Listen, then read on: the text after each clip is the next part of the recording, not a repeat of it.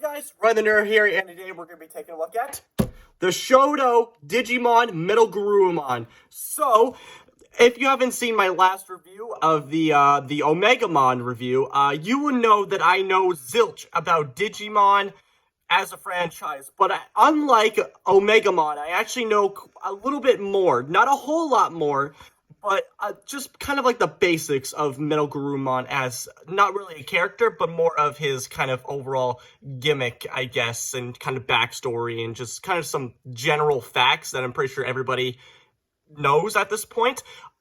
But we'll take a look more at Metalgarurmon in a second, but let's take a look at the box here.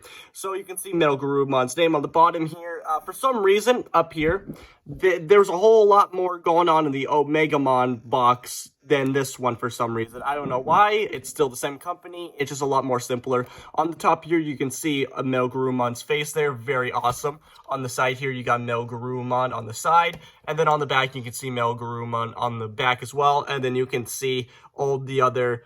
you can see Wargreymon, and you can also see Birdman.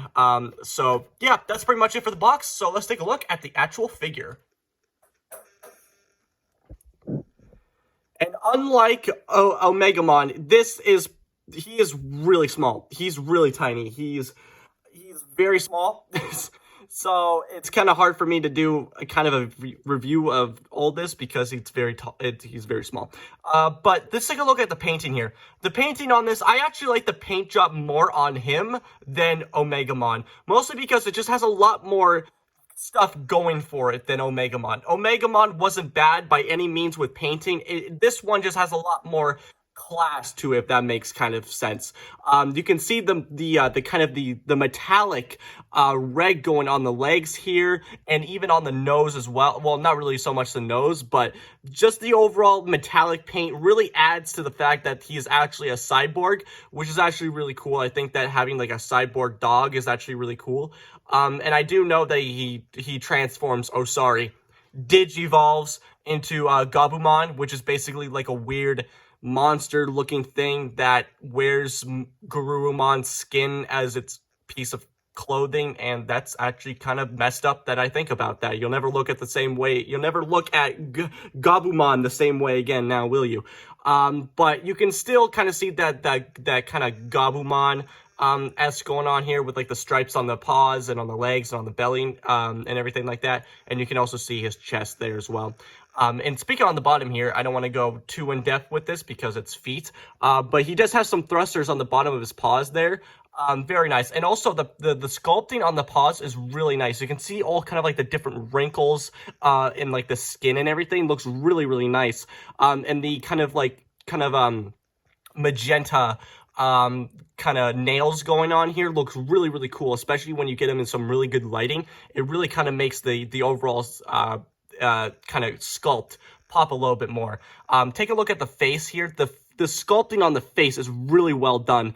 You can even see like the number 1 on the side of his cheek there. Very nice. You can even see some panel linings on his face as well. No whiskers, obviously.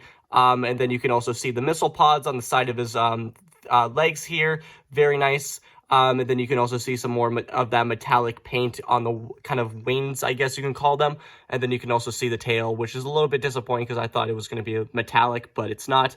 And it is a little bit sharp on the tail, the tip of the tail here, but nothing too crazy.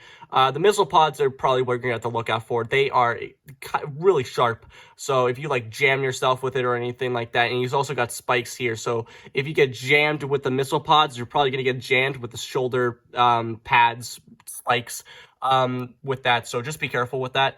And you can also see kind of like the piping going through his legs there, and you can also see kind of the his mid abdomen section there, and you can see more of that panel lining going throughout the body. But yeah, very nice. I really do like the sculpting on this guy a lot more than Omegamon, in my opinion. It just has a lot more going for it. So let's take a look at the articulation here. For the head here, he's got a ball joint at the head, so he can look up that far and he can look down that far. And also he's got a neck as well, so he can look really far and really downward, so you get a lot of range of motion as well. And you can also turn the neck and the head at the same time, so it gets a lot more dynamic poses. The missile pods are actually on ball joints, which I really find really nice. Just be careful, the ball joint socket is a little bit, it's very thin, so it's going to pop off really easily if you like twist it too much. But yeah, it's a very nice touch to have the missile pods kind of articulated. For the feet, or the legs, I should say, they can rotate 360 degrees. Not really, because the missile pod and the wings kind of get in the way, but I'm pretty sure if you kind of like move it up and everything, it could rotate 360 degrees, but I'm not going to try that just in case if I accidentally break something. So for the kind of the bend, so he's got a bend at the knee, obviously, and he's also got a paw pivot as well, and he's also got a hinge joint at the paw as well, and also a ball joint as well. For the back here, he's got a kind of a waist swivel, I guess you could call that. For the legs here, he can kick that far and move back that far. Obviously, he can move a lot further out. And then for the legs here, they have a hinge joint at the knee and also a ball joint, so you can get some pivots and stuff like that. No articulation on the tail end, and no articulation on the wings. They're just soft rubber. But other than that, very, very basic on articulation. Oh, he's also got a kind of a side-to-side motion. So there's I'm guessing that this is like a dumbbell joint here, where there's a ball joint here and a ball joint here. So you can also kind of move it side to side as well. Very, very nice. I really do like the articulation on this guy, even though that it is pretty basic, but I really do like this a lot more than Omegamon, because it's very hard to get articulation right on this small of a figure, especially when it's not humanoid. Because usually sometimes, especially Bandai, they kind of skimp out on, you know, kind of animal-like characters, because there's not much you can really do especially when you're trying to pose them, because you can't really jump in the air and stuff like that. But with a humanoid figure, you can get a lot more dynamic poses with like the bends in the knees and like the articulation in the arm and everything like that. So you can get a lot more articulation out of a humanoid figure than you can an animal-like figure. But I think that the articulation on this guy is really nice. And he's also got a ball joint as well, so he can also do the spread. I forgot to mention that. But yeah, articulation on this guy, I like it a lot more than Omegamon. Sculpt-wise, very awesome. Paint, very awesome. I love the paint on this guy. And size, perfect size for a desk toy. And also very nice to, you know, have, you know, put him on your shelf, especially when you're running out of shelf space like I am. And he's going to look really nice to Omegamon when he actually goes back on the shelf.